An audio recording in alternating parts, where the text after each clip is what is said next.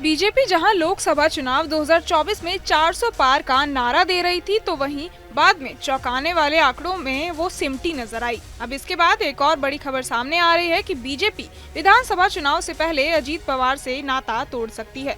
Party CM Eknath Shinde की अगुवाई वाली शिवसेना के साथ राज्य की 288 विधानसभा सीटों पर चुनाव लड़ सकती है। अजीत पवार की तरफ से जहां एक और 80 सीटों की मांग की गई, तो वहीं दूसरी तरफ बीजेपी का एक बड़ा गुट अजीत पवार को महायुति में रखने का पक्षधर नहीं है। अजीत पवार को जब महायुति यानी ग्रैंड अलायंस लाया गया था, तब भी कुछ नेताओं ने इसे सही फैसला नहीं माना था। राष्ट्रीय स्वयंसेवक संघ यानी आरएसएस के मुखपत्र ऑर्गेनाइजर में छपे लेख में बीजेपी की हार के लिए अजीत पवार से गठबंधन को बड़ी वजह बताया गया। इसके बाद अब संभावना बढ़ गई है कि विधानसभा चुनाव से पहले बीजेपी अजीत पवार की अगुवाई वाली एनसीपी से नाता तोड़ ले। 2019 के चुनावों में बीजेपी विधानसभा की 152 सीटों पर चुनाव लड़ी थी। तब उसने उद्धव की अगुवाई वाली शिवसेना के लिए 124 सीटें छोड़ी थी।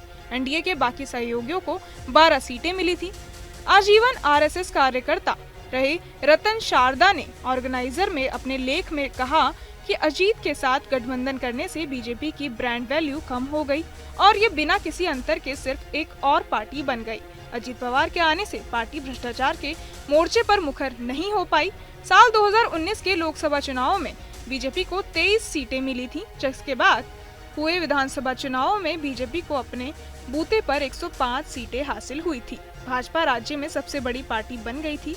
लोकसभा चुनाव 2024 की हार के बाद बीजेपी आत्ममंथन की मुद्रा में है। ये भी सामने आया है कि अजीत पवार को महायुति में लेने के चलते बीजेपी और आरएसएस का एक बड़ा कैडर प्रचार के लिए नहीं निकला। एनसीपी वाली सीटों पर ये साफ तौर पर देखने को मिला। ऐसे में अगर बीजेपी विधानसभा चुनावों में अजीत पवार को साथ रखती है, तो कार्यकर्ता फिर से निष्क्रिय रह सकते हैं। ऐसे हालात में बीजेपी को नुकसान होगा।